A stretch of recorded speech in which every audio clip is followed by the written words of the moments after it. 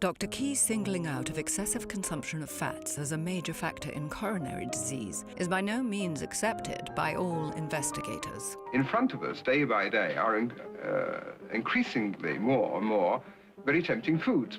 In the mid-1960s, John Yudkin comes on the scene. He's a British scientist. He thinks sugar's the problem.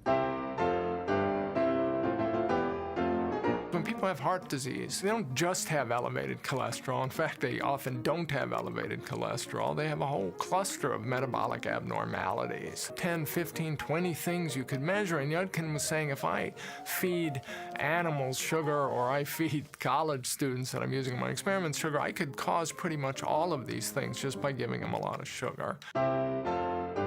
See, up to, say, 200 or 300 years ago, the average consumption of sugar in this country was about 4 pounds a year. And that's splendid. I'd be very happy if everybody had 4 pounds of sugar a year. They eat 100 pounds. Comparative studies of the diet of 41 nations have convinced Professor Yudkin that there is an almost exact relationship between the consumption of fat and sugar. Moreover, many sugar-containing foods, cakes, candies, cookies, chocolate, ice cream, various kinds of puddings also contain fat. You always eat some fat.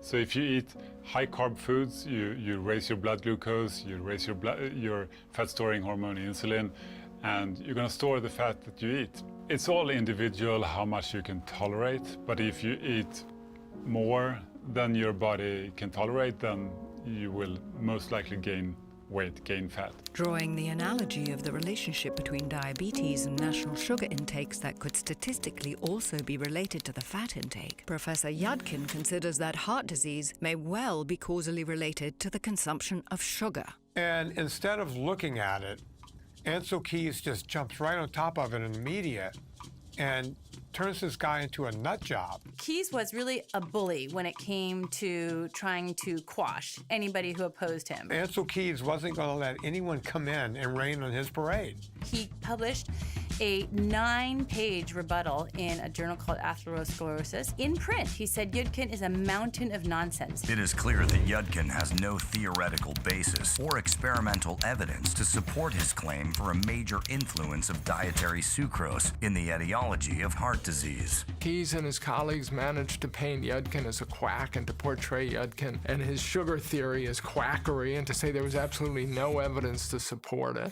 None of what is said here should be taken to mean approval of the common level of sucrose in many diets. Keys was had more political influence and more savvy maybe than Yudkin, and somehow this dietary, and we were spending money testing the dietary fat hypothesis, so even though the tests weren't confirming it, the more money they spent, the more people were wedded to the hypothesis having to be right.